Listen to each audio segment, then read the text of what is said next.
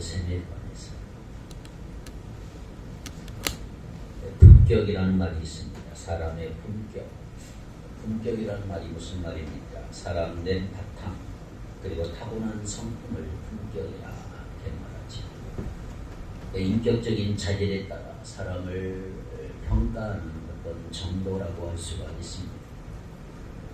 이 세상에서는 사람의 품격을 어떤 재물이나 혹은 재산, 명예, 가진 것으로 따지려고 합니다.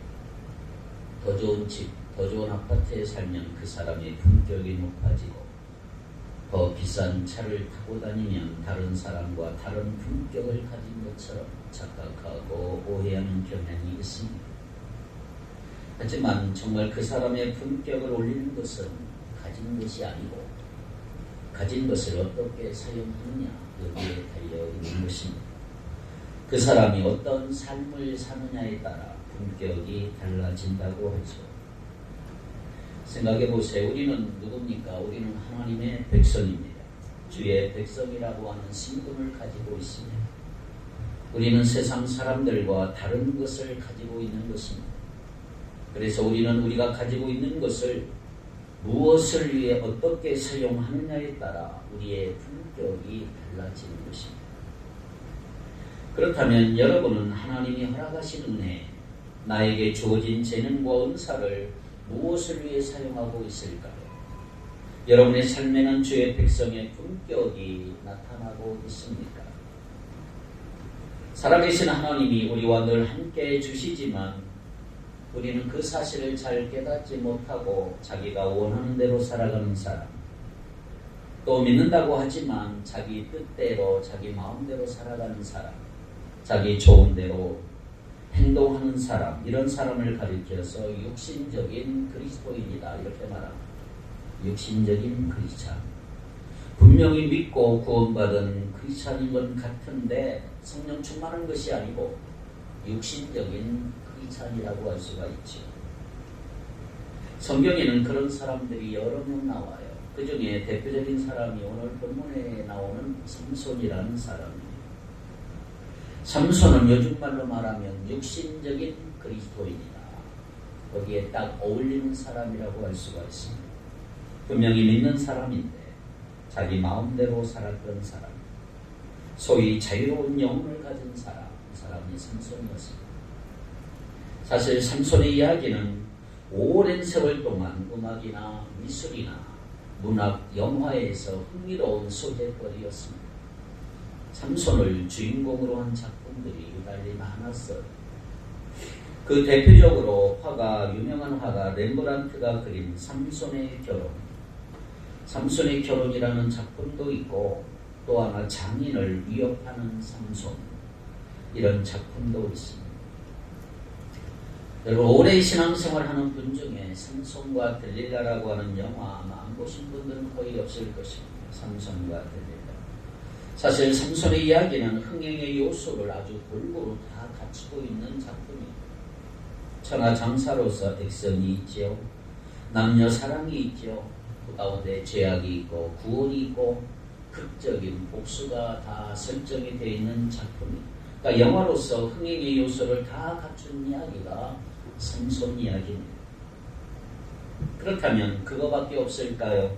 삼손의 이야기를 우리가 살펴보면 아주 깊은 영적인 메시지가 있다는 것을 우리는 살펴볼 수가 있습니다. 삼손이 누굴까요? 삼손은 과연 누굴까요? 자, 삼손의 이야기는 13장부터 등장을 합니다. 사사기 13장부터. 그는 태어날 때부터 나시린으로 구별된 사람으로 나오고 있습니다. 그의 아버지는 단지파의 마누아라고 하는 사람인데 그들에게는 불행하게도 자녀가 없었어요. 근데 특이한 것은 마누아와 그 아내가 사무엘의 어머니 한나처럼 하나님 앞에 부르짖어 기도하지 않았는데 어느 날 하나님의 천사가 마누아의 아내에게 나타나서 아이를 낳을 거라고 하며 하나님의 명령을 전달해 주었다는 사실이 특이한 점이에요. 자, 사사기 13장 3절로 5절을 한번 같이 읽겠습니다. 시작. 여호와의 사자가 그 여인에게 나타나서 그에게 이르시되 보라 내가 본래 임신하지 못함으로 출산하지 못하였으나 이제 임신하여 아들을 낳으리니 그러므로 너는 삼가 포도주와 독주를 마시지 말며 어떤 부정한 것도 먹지 말지니라. 보라 내가 임신하여 아들을 낳으리니 그의 머리에 삭도를 대지 말라. 이 아이는 태에서 나옴으로부터 하나님께 바쳐진 나실인이 되리라. 그가 블레셋 사람의 손에서 이스라엘을 구원하기 시작하리라 하리니. 아멘. 보통 나실인은 뭐를 나실인이라고 하냐면 자기가 일정한 기간을 정해요. 머리카락을 내가 일정한 자르지 않겠다. 포도주와 독주를 마시지 않겠다. 시체를 만지지 않겠다. 자신을 정결하게 하는 기간을 지키는 사람을 나실인이라 그래요. 그런데 삼손은 태어날 때부터 그의 인생 자체가 나실인이 되었다 이 말이에요. 하나님이 정해 주셨던 거죠. 자, 우리가 읽은 3절에서 5절에 보면 한 개의 명령과 두 개의 이유, 약속이 기록이 되어 있습니다. 먼저 명령이 뭡니까? 그의 머리 위에 삭도를 대지 말라. 삭도를 대지 말라. 머리 깎지 말라. 첫째 이유는 왜? 이 아이는 태에서 나옴으로부터 누구다? 하나님께 바쳐진 나실이니라. 두 번째 이유는 뭐예요? 그가 블레셋 사람의 손에서 이스라엘을 구원하기 시작할 것이다. 그러니까 이처럼 하나님은 삼손이 태어나기 전부터 삼손의 인생에 개입하시고 그 인생을 이끌어 주셨던 것을 발견할 수가 있습니다. 자, 이런 이야기가 13장에 쭉 나와요. 13장. 집에서 꼭 읽어보세요. 자, 삼손이 태어나요. 13장. 그리고 14장으로 넘어가면 삼손이 아주 이상한 행동을 하나 합니다. 자, 14장 1절로 3절 시작. 삼손이 딥나에 내려가서 거기서 블레셋 사람의 딸들 중에 한 여자를 보고 올라와서 자기 부모에게 말하 이르되 내가 딥나에서 블레셋 사람의 딸들 중에서 한 여자를 보아사오니 이제 그를 맞이하여 내 아내로 삼게 하소서 하며 그의 부모가 그에게 이르되 내 형제들의 딸들 중에나 내 백성 중에 어찌 여자가 없어서 내가 할례받지 아니한 블레셋 사람에게 가서 아내를 맞이져 하느냐 하니 삼손이 그의 아버지에게 이르되 내가 그 여자를 좋아하오니 나를 위하여 그 여자를 데려오소서 하니라. 아멘. 자, 여기 보면 삼손이 어느 날 블레셋 지역에 딥나라고 하는 여인을 보고 그 블레셋 여자를 보고 한눈에 반해버렸어요. 그래서 부모에게 돌아와서 그 여자와 결혼하고 싶으니 결혼시켜달라고 때를 쓰는 철없는 모습이 기록되어 있습니다. 자, 여러분, 블레셋은 어떤 나라입니까? 이스라엘의 원수입니다. 이스라엘을 압제하는 민족이고 블레셋 때문에 이스라엘이 40년 이상 고통을 받고 있는 나라예요. 원수 나라예요. 또 이방인이고 이상한 우상들을 섬기는 블레셋 여인과 결혼하겠다고 하니까 삼손의 부모 입장으로서는 이해가 안 되는 거예요. 왜 그러냐 물었고 삼손이 하는 얘기 그냥 자기가 좋아서 그렇다 이 말이에요. 무슨 말입니까? 삼손은 하나님에 의해서 정결하게 살 나실인으로서 구별받았음에도 불구하고 늘 그것을 무시하고 자기 좋은 대로 행동하는 사람이었다라는 거지. 그냥 자기가 원하는 결정하고 자기가 좋으면 행동하는 사람이 삼손이에요. 그런데 그 다음 아주 이상한 말씀이 하나 나와요. 14장 4절. 자, 다 같이 시작. 그때에 블레셋 사람이 이스라엘을 타시린 까닭에 삼손이 틈을 타서 블레셋 사람을 치려 함이었으나 그의 부모는 이 일이 여호와께로부터 나온 것인 줄은 알지 못하였더라. 아멘. 자, 여기서 중요한 말이 하나 나와요. 삼손이 틈을 타서 이 말이에요. 삼손이 틈을 타서 무슨 말이에요? 삼손이 블레셋 사람을 치기 위해서 사실은 틈을 타서 블레셋 여자와 결혼하는 것을 통해 자기 민족의 원수인 블레셋을 치겠다고 생각했다 이 말이죠. 그런데 사실 이것은 학자들에 의해서 잘못된 번역이라고 지금도 알려지고 이건 잘못된 번역이다. 우리 한글 번역이 잘못됐어. 자, 여기에 우리말은 뭐라고 되어 있어요? 삼손이 틈을 타서 이렇게 되어 있지만 히브리어 원문에 보면 삼손이란 말이 없어요. 그가 이 틈을 타서 그렇게 되어 있어요. 그가 이 틈을 타서. 근데 그라는 말에 이름이 안 나와요. 그가 누군지 잘 몰라요. 근데 우리 개역 개정 성경에 뭐라고 되어 있어요? 삼손으로 번역을 해버렸어요. 삼손이 틈을 탔다. 그런데 원어에 보면 그가 하나님이에요. 하나님이 이 틈을 보셨다. 그래서 여러분 영어 성경 NIV 성경을 보면 정확하게 하나님 여호와로 번역하고 있습니다. 자, 그러니까 여기서 삼손이 틈을 탔다 이보다는 무슨 말이에요? 삼손을 통해서 하나님이 틈을 보셨다라고 하는 것이 더 정확한 번역이라고 할 수가 있죠. 삼손이 뭐 무슨 큰 그림을 가지고 내가 이것을 통해 블레셋을 치겠다라고 자기가 스스로 계획할 만한 사람이 못 된다 이 말이죠. 그는 그냥 자기가 좋은 대로 행동했을 뿐이에요. 저 여자가 좋다는 거예요.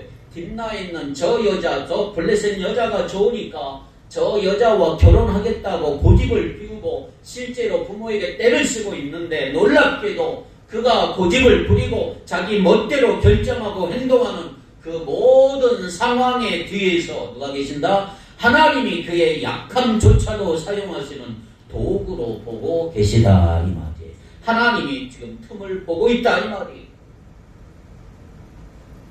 비록 삼손은 자기 육신의 정욕대로 생각하고 결정하고 행동하며 나가지만 하나님은 그러한 그의 악함과 죄를 통해서도 선을 이루기 위해서 계획을 하고 계시다. 철없이 군요. 내가 원하는 대로 하겠다고 날뛰는 삼손의 행동을 통해서 하나님은 오히려 이스라엘 민족을 지난 40년 이상 괴롭히고 있는 약한 민족 블레셋을 벌하시는 도구로 보고 계신다는 사실이에요. 자, 이제 우리가 14장을 쭉 읽어보면 그 삼손이 부모와 함께 결혼 준비를 위해 딥나로 내려가서 젊은 사자를 만나는 광경을 볼 수가 있어요. 자녀에게는 부모가 없다고 삼손이 떼를 쓰니 부모가 할 수 없이 허락하고 딥내로 내려갑니다. 내려가는 과정에 사자를 만나요. 무서운 사자. 부모는 저쪽에 있고 삼손 혼자 포도원에 있었는데 놀랍게도 그때 하나님의 영 성령이 강하게 임하셔서 그 사자를 맨손으로 찢어 죽이는 괴력을 발휘하게 되죠. 이것이 5절 6절입니다. 14장 5절 6절에 나와 있습니다. 자, 시간이 흘렀어요. 삼손은 자기가 찢어 죽였던 사자가 어떻게 태어나 궁금했어요. 사자를 죽였던 그 포도원 근처를 다시 지나가다가 사자의 시체가 궁금해서 가보았는데 그러니 사자의 시체가 뭐가 있었어요? 벌떼와 꿀이 있는 것을 발견해요. 14장 8절에 기록이 되어 있습니다. 사실 나시린의 율법에 의하면 시체 만져요 못 만져요? 만지면 안 돼요. 그런데 꿀을 본 삼손은 지체 없이 손으로 꿀을 떠서 먹고 심지어 부모에게까지 꿀을 갖다 주지요. 사실 사자의 시체에 꿀이 있다는 것도 놀라운 일이고 시체에 있는 거 만지면 안 되는데 삼손은 아무 생각도 없이 그냥 만지고 자기 좋은 대로 행동하는 이 삼손의 모습을 우리는 읽을 수가 있는 것입니다. 무슨 얘기예요? 삼손은 하나님이 정해주신 나시린의 삶의 방식을 전혀 중요하게 생각하지 아니하고 그냥 자기 좋은 대로 행동하는 사람이다 이 말이에요. 그렇습니다. 삼손은 하나님의 방식보다 사실은 이방인의 방식을 더 좋아했던 것입니다. 하나님의 백성으로 그냥 고리타분하게 율법이나 지키는 등 따분한 삶이나 자기를 올가매는 삶보다는 자유분방 어디든 다니고 어디든 파티를 즐기고 어디든 남녀 교제하고 즐기는 그런 이방인의 방식을 더 좋아했다 이 말이죠. 하나님을 믿는 사람이고 그것도 태어날 때부터 사사였는데 그런 사람이 자기 삶은 전혀 믿는 사람답지 않게 행동했다라고 하는 것을 알려주고 있는 거예요. 그래서 우리가 사사기를 읽어보면 이 삼손이 사실은 사사시대 이스라엘 사람들을 대표적으로 보여주는 사람이라고 하는 모델이라고 볼 수가 있는 것이지. 사사시대를 대표적으로 묘사하는 말 마지막 절에 나와 있죠. 사사기 21장 25절에 보면 이렇게 되어 있어요. 그때에 이스라엘에 왕이 없으므로 사람이 각기 자기 소견에 옳은 대로 행하였더라. 그 시대는 왕이 없었기 때문에 자기 소견에 자기 주장에 옳은 대로 마음대로 행동했다. 이것이 사사시대의 특징이죠. 이것이 사사시대를 결정하는 문장이에요. 그러니까 하나님을 바라보지도 않고 자기 좋은 대로 행동한 사람이 삼손이었고, 그러한 삼손의 모습이 사사시대 전체를 대표하는 모습이라고 할 수가 있는 것입니다. 여러분, 오늘 우리도 하나님을 믿으며 나간다라고 말하지만 신앙생활을 하면서 말씀대로 사는 것이 어떨 땐 답답하고 고리타분하고 따분해 보이고 뭔가 나의 자유를 올가맨 것 같이 보이진 않나요? 가만히 보니까 신나게 놀고 파티하고 재미있게 자기 마음대로 자유롭게 자유를 선포하며 즐기는 그런 것을 보면서 나도 그런 거 동경하고 싶다 이렇게 생각지 않습니까? 하나님의 백성다운 모습이 나에게 있을까요? 삼손은 자신을 사사로 세워주신 하나님을 배신하고 죄로 타락한 사람입니다. 그 삼손은 자기가 좋아한 딥나 여인과 결혼하고 피로연까지 베풀지요. 사람들을 초대해서 잔치에 초대해서 많은 잔치를 벌여. 그리고는 14장 12절 이하에 쭉 보면 블레셋 사람들과 잔치상에서 어울리면서 재미삼아 내기를 해요. 내기. 블레셋 사람들이 좋다고 하니까 삼손이 수수께끼 하나 내지. 이걸 풀면 배옷 30벌, 겉옷 30벌 내가 주겠다. 그러나 못 풀면 너희들이 나에게 주라. 그러면서 이렇게 말합니다. 14장 14절. 자, 퀴즈가 뭐예요? 수수께끼 시작. 삼손이 그들에게 이르되 먹는 자에게서 먹는 것이 나오고 강한 자에게서 다른 것이 나왔느니라 하니라. 그들이 사흘이 되도록 수수께끼를 풀지 못하였더라. 삼손은 무지막지한 힘이 센 천하장사 같고 우락부락한 사람 같은데 대단히 시적인 사람이에요. 이 수수께끼도 삼손이 사자를 찢어 죽인 후에 사자의 시체에서 꿀을 얻은 그 체험에서 나온 것이기 때문에 블레셋 사람들이 알 수가 없어. 도저히 어떻게 알겠습니까? 감을 잡을 수가 없는, 그 과연 무슨 수수께끼냐.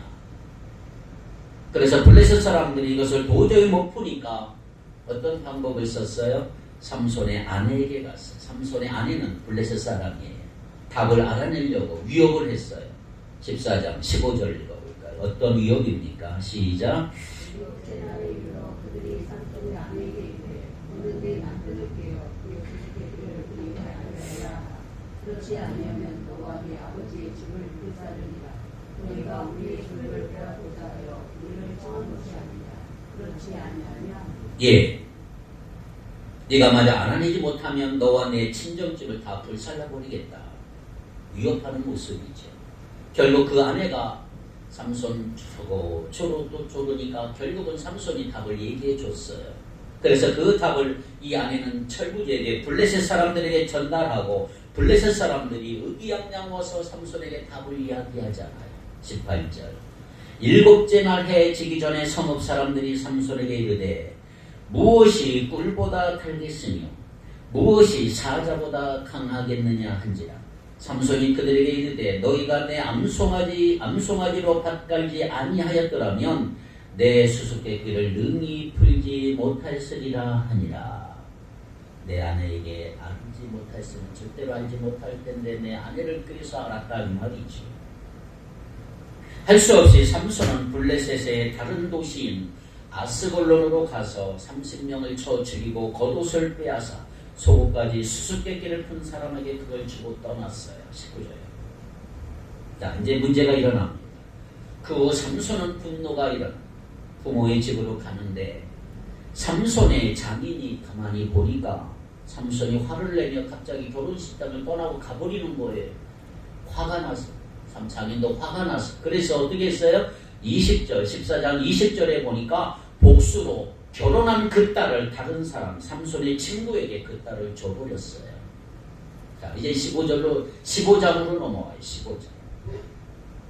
친구에게 딸을 줘버리고 그 14장 끝나고 15장은 어떤 내용입니까? 그 후에 삼손이 돌아와서 아내에게 가고 싶어서 아내의 방에 들어가게 해달라고 요청을 하니까 장인이 이제 급한 거예요. 깜짝 놀라면 삼손을 막으면서 뭐라고 그랬어요? 1절 2절. 얼마오 및 거둘 때 삼손이 염소 새끼를 가지고 그의 아내에게 찾아가서 이르되 내가 방에 들어가 내 아내를 보고자 하노라 하니 장인이 들어오지 못하게 하고 같이 읽읍시다. 시작. 이르되 내가 그를 신이 미워하는 줄 알고 그를 내 친구에게 주었노라. 그의 동생이 그보다 더 아름답지 아니하냐. 청하노니 너는 그를 대신하여 동생을 아내로 맞이하라 하니 나는 자네가 딸을 미워해서 떠나버린 줄 알고 자네 친구에게 아내를 줬다. 말도 안 되는 소리로 변명합니다. 여기에 대해서 또 삼손이 화가 나지 않겠어요? 여우 300마리를 잡아요. 이것도 생각해보면 대단한 일이지요. 겨우 여우 한두 마리도 아니고 300마리를 어떻게 잡았는지 모르겠지만 300마리를 잡아서 꼬리를 서로 다 묶어서 그 사이에 횃불을 달고 불을 붙여서 여우들이 블레셋 사람들의 포도밭과 밭에 막 뛰어다니며 전부 다 불태우게 만들어버렸어. 그것이 14장, 15장, 4절, 5절 내용입니다. 자, 그것을 블레셋 사람들이 얼마나 화가 나고 어처구니 없었을까요? 분노가 일어났어요. 삼손이 이렇게 한 것을 알고 그 아내와 장인을 붙잡아서 어떻게 했어요? 불태워 죽였어요. 6절에. 얼마나 잔인합니까? 이에 또 또다시 분노한 삼손은 블레셋 사람들의 정강이와 넓적다리를 쳐서 모두 다 죽였다. 그리고 7절 8절에 보니까 에담 바위 틈에 몸을 숨겼어. 도망가서 거기 딱 숨어 있었어. 이것이 바로 오늘 본문 앞까지에 나오는 내용들이에요. 그리고 오늘 본문 14절이 나오고 있습니다. 자, 여우들 때문에 블레셋 곡창지대가 다 불타버리고 말았어요. 사람들이 많이 죽었어요. 그러면 블레셋이 가만히 있을까요? 원수가 없겠지요. 사실 이때 이스라엘은 블레셋 나라 밑에 있었어요. 블레셋이 지배하고 있었어요. 이스라엘은 꼼짝 못해요. 감히 자기들을 죽이고 손해를 끼쳤기 때문에 이제 삼손은 큰 위기에 빠졌고 블레셋 사람들의 복수가 시작이 돼요. 15장 9절 같이 읽겠습니다. 시작. 이에 블레셋 사람들이 올라와 유다의 진을 치고 레히에 가득한지라. 블레셋 사람들은 삼손을 잡아 죽이기 위해서 유다 땅에 진을 치고 있어요. 블레셋과 유다가 거리도 가까웠고 삼손이 거기 숨어 있었으니까 복수하러 와서 진을 친 것입니다. 레히라고 하는 지역에 블레셋 사람들이 가득 진을 쳤는데 유다 사람들이 깜짝 놀라면서 뭐라고 그래요? 15장 10절입니다. 시작.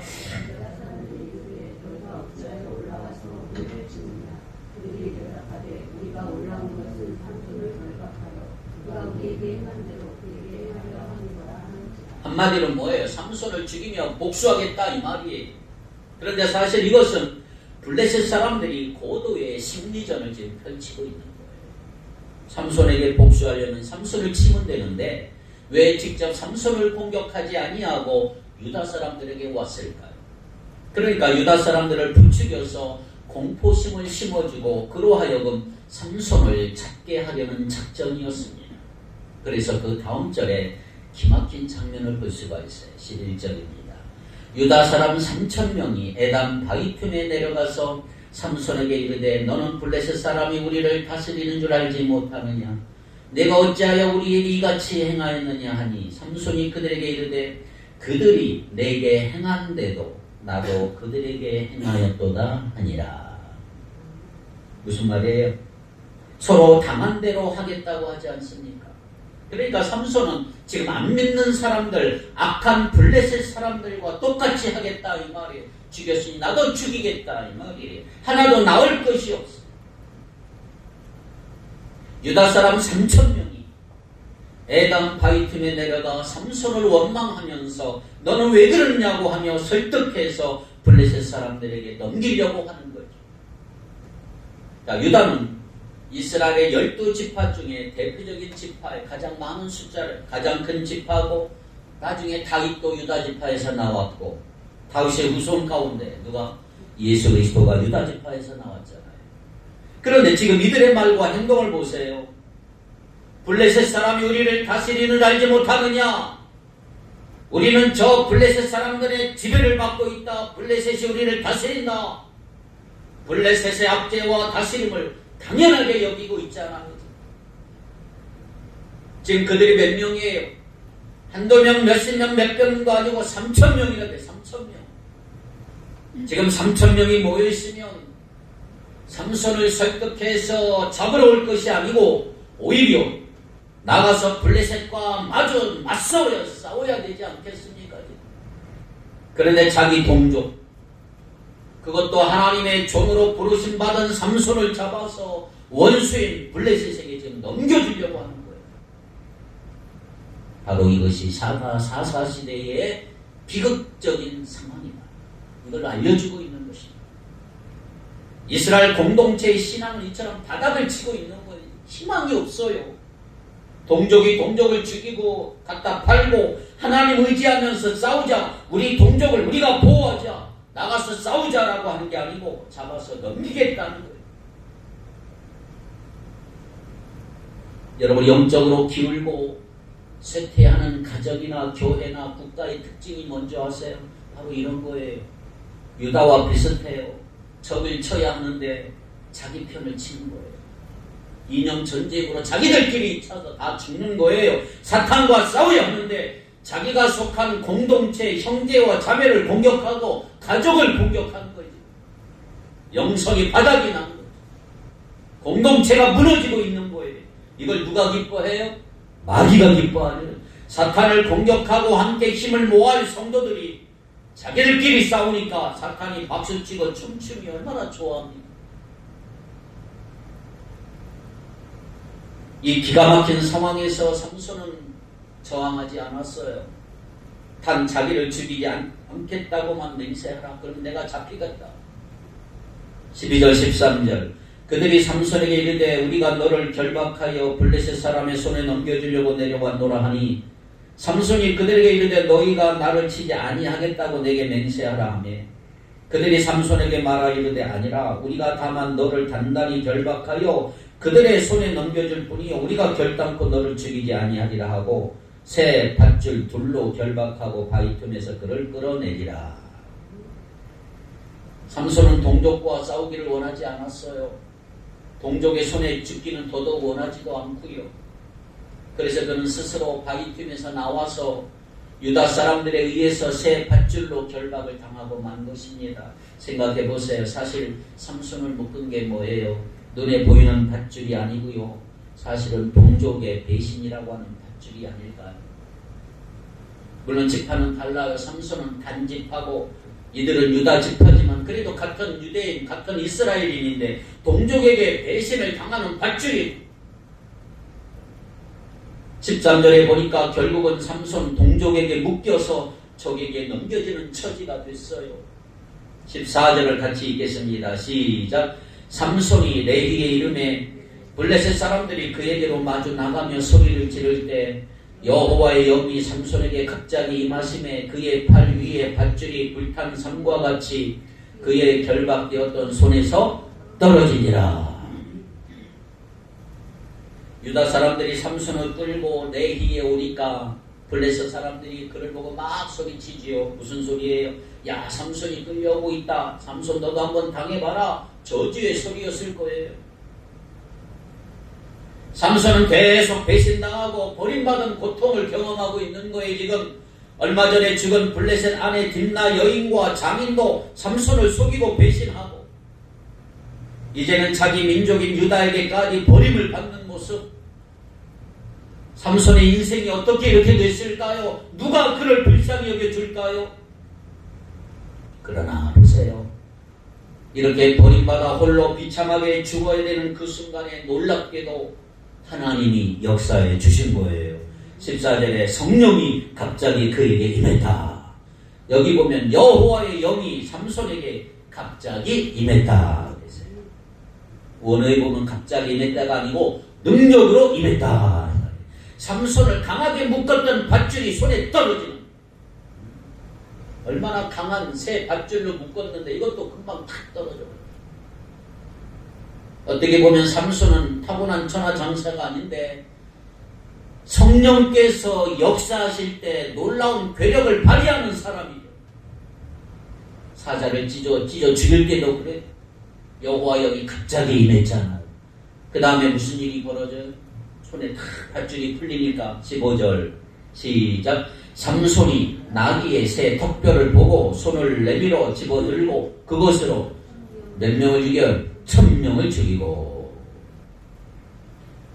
손을 밧줄에 묶였던 거 성령의 은혜가 탁 풀어지니까 옆에 나귀의 턱뼈가 있는 것을 보고 그걸 집어서 블레셋 사람 1000명을 그 자리에서 죽이는 놀라운 일이 벌어지는 거예요.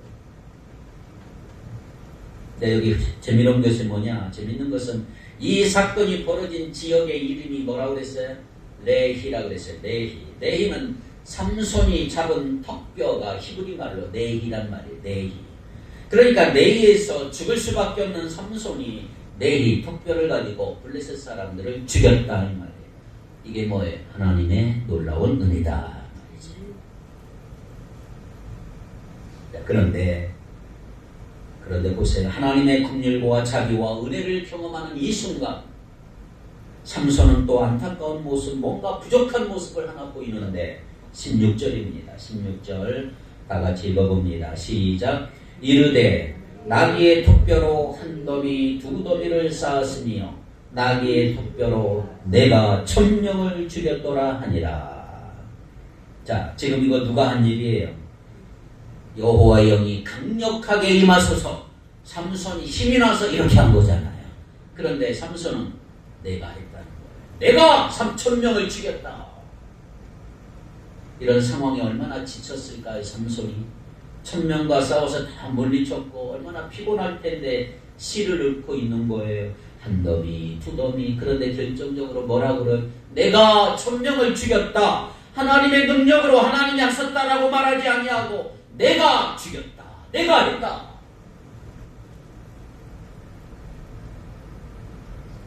안타까운 모습이지요? 17절. 그가 말을 마치고 턱뼈를 자기 손에서 내던지고 그곳을 라맛레히라 이름하였더라. 이렇게 자기 자랑하는 삼손은 턱뼈를 탁 던지고 그곳 이름을 뭐라고요? 라맛레히라. 턱뼈의 산이라. 턱뼈의 산이라고 붙였어. 자기가 1000명을 죽였습니다. 놀랍다. 자랑한 것, 자랑.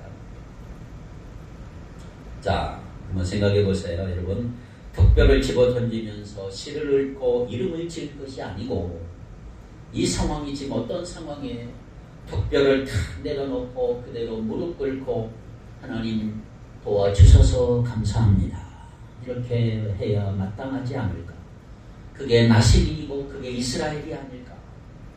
진영도 턱뼈의 산이 아니고 은혜의 산이라고 하든지 하나님이 베풀어 주신 은혜에 감사하는 말로 지었으면 얼마나 좋았을까요? 삼손이 무슨 슈퍼맨처럼 강하거나 무기가 강력해서 이긴 게 아니고 성령께서 역사하셔서 힘을 주셨기 때문에 이길 수가 있었던 거예요. 그 상징적인 도구가 바로 연약한 나귀 턱뼈였는데 그걸 모른 거죠. 내가 했다는 거죠. 그럼에도 불구하고 삼손은 승리의 영광을 다 자기에게 돌리고 있는 거야. 내가 능력이 있구나. 네, 여러분, 우리가 예수 믿으면서 하나님께서 행하신 역사 앞에 은근히 자화자찬하는 모습들, 자기의 공로를 남기는 모습들, 어디 삼손뿐이겠습니까? 오늘 우리도 마찬가지죠. 우리도 뭔가 조금 잘하면 드러내고 싶지 않아요? 이것이 나의 부끄러운 모습이고 우리의 모습인 것입니다. 하나님이 다 은혜로 주셨는데 조금만 하면은 자화자찬하는 우리의 모습들 때문에 하나님이 영광받지를 못해요. 우리가 살펴본 것처럼 삼손은 하나님의 은혜를 잊어버리고 1000명을 죽인 후에 자화자찬했어. 그것 지명도 하나님이 아니라 자기의 업적이 드러나게 지었어.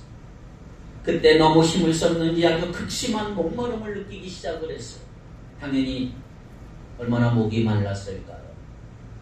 그런데 그 순간에, 그 목마른 순간에 그래도 삼손이 한 가지 딱 잘한 게, 사사기에 딱 하나 잘한 게 나와요. 하나님을 찾았어요. 하나님. 자, 18절. 이것이 삼손이 제일 잘한 거예요. 18절 시작. 삼손이 심히 목이 말라 여호와께 부르짖어 이르되 주께서 종의 손을 통하여 이 큰 구원을 베푸셨사오나 내가 이제 목말라서 죽어서 할례받지 못한 자들의 손에 떨어지겠나이다 하니. 삼손이 심히 목이 말라 여호와께 부르짖어 이르되. 여러분, 이거 삼손이 처음으로 하나님을 찾은 모습이에요. 처음. 그는 자기에게 행하신 일이 하나님께서 하신 일이라고 이제서 고백하고, 심지어 자기가 주님의 종이라고 고백을 하고, 그래서 자기가 긍휼을 베풀어, 자기에게 긍휼을 베풀어 달라고 지금 부르짖고 있는 거예요. 삼손이 드디어 처음으로 하나님을 찾아 도움을 청하는 장면이 성경에 나온 거예요. 여러분, 이때 만약 내가 하나님이라면, 여러분이 하나님이라면 뭐라고 하시겠어요? 삼손에게. 지금까지 하나님을 배신하고 죄를 짓고 베풀어준 은혜 다 잃어버렸어. 나시린으로 거룩함을 내던져버리고 블레셋 여인, 이방 여인을 취했고 성령의 능력을 개인적인 복수에 사용했고, 그뿐 아니에요. 하나님이 방금 레이에서 죽을 위기에 긍휼을 베풀어 주셨음에도 불구하고 감사하지 않고 내가 죽였다라고 자화자찬하고 자기에게 영광을 돌렸던 삼손. 그런데 목이 말라 죽을 지경이 되니까 주님 도와주십시오라고 말하는 삼손. 내가 하나님이라면 관둬라. 너 이제 찾냐? 그런데요, 참 놀라운 것은 뭐냐 하면 하나님은 이런 삼손에게도 긍휼을 또 베풀어 주신다. 하나님은 이런 분이라. 19절 20절 시작. 하나님이 내에서 한 우묵한 곳을 터뜨리시니 거기서 물이 솟아나오는지라. 삼손이 그것을 마시고 정신이 회복되어 소생하니 그러므로 그 샘 이름을 에낙고레라 불렀으며 그 샘이 오늘까지 레히에 있더라. 블레셋 사람의 때에 삼손이 이스라엘 사사로 20년 동안 지냈더라. 아멘. 삼손이 목이 말라 부르짖었더니 하나님께서 레히의 우묵한 곳에 샘이 솟아나게 하셨어. 삼손은 솟아나는 물을 마시고 회복이 됐어. 기력이 회복이 됐어. 그리고 그곳 이름을 엔합고레라, 엔합고레라, 부르짖은 자의 샘이다. 부르짖은 자의 샘이다. 자, 엔합고라의 뜻이 뭐라고요? 앞으로 부르짖을 사람의 샘이 아니고, 일방적으로 부르짖는 사람의 샘도 아니고, 부르짖은 사람의 샘이다. 부르짖은 사람. 하나님께 부르짖었을 때 샘을 경험한 사람의 고백. 삼손의 기도가 터졌을 때, 그가 기도했을 때 물이 터졌고 삼손이 회복이 됐다. 에낙골에 부르짖은 자의 샘. 자, 오늘 결론이 위기 속에서 부르짖어야 합니다. 에낙골에로 나가기를 바라요. 우리 지금 어려운 시기를 지나고 있어요. 괴롭고 힘든 자리에서 우리가 어떻게 해야 될까? 무엇을 해야 될까? 우리가 해야 할 일이 바로 이거예요. 부르짖는 거.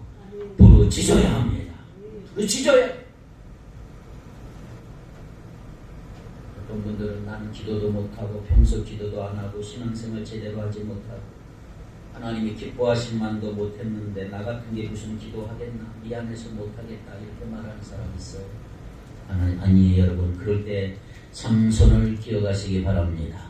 삼손도 그렇게 기도했는데, 여러분, 왜 우리가 기도 못합니까? 괜찮아요. 할 수 있어요. 하나님은 우리 아버지십니다. 자녀들이 아버지에게 뭐든 원하잖아요. 아버지에게 아들, 딸 이거 사줘, 저거 사줘. 미안한 게 아니에요. 당연한 거예요. 자녀의 특권이에요. 결코 자녀의 특권을 포기하지 않기를 바랍니다. 삼손도 하나님께 울부짖었어요. 부르짖었어요. 그때 하나님이 들어주셨다. 이때도 목이 말라 죽겠다. 하나님 어떻게 이러실 수 있어요? 저주하며 다른 길 갈 수 있었어요. 그런데 삼손은 이때 정말 믿음의 길로 간 거예요. 믿음의 길, 하나님께 부르짖었다. 그래서 삼손이 지금 우리에게 사사로 기억되는 것이고요. 그래도 히브리서에 보면 믿음의 계열, 믿음의 조상이 들어갔어요. 히브리서 11장 32절 볼까요? 내가 무슨 말 더하리요? 누가 나와요? 기드온, 바락, 삼손, 입다, 다윗이 사무엘과 선지자들의 일을 말하려면 내가 시간이 부족하리로다. 삼손도 마음만 구석이 너무 많지만 믿음의 조상이다. 전국 같다. 할렐루야. 위대한 조상, 결정적인 순간에는 믿음으로 하나님을 붙들었다 이 말이에요. 평소에는 이상하게 살았어도 결정적일 때 하나님 붙들어서 믿음의 조상, 위대한 사사가 된 줄 믿습니다. 우리도 삼손과 같이 긍휼을 베푸시는 하나님께 지금 부르짖어야 할 줄 믿습니다. 자비를 베푸시는 하나님께 삼손처럼 간절히 부르짖는 은혜. 그래서 이 자리에서 하나님의 자비와 은혜가 흘러나오는 위기 속에서의 애낙고래를 경험하는 저와 여러분이 되기를 축복합니다. 기도합시다. 거룩하신 하나님, 힘들고 어려운 위기의 시대에 살고 있는 우리들, 그저 육신적인 그리스도인으로 살아가는 것이 아니라 하나님의 자녀라고 하는 품격을 가지고 믿음으로 살기를 원합니다. 삼손처럼 기도하게 하시고 간절히 부르짖게 하여 주옵소서. 생수의 강이 터져나오게 하옵소서. 응답의 역사가 일어나게 하여 주시옵소서. 여기가 애낙고래가 되게 하시고 부르짖는 사의 샘이 되게 하시고 성령을 보내주시어서 마르지 않는 샘물, 예수 그리스도 안에 반석에서 샘물 나는 축복의 장소가 되게 하여 주시옵소서. 예수님의 이름으로 간절히 기도하옵나이다. 아멘.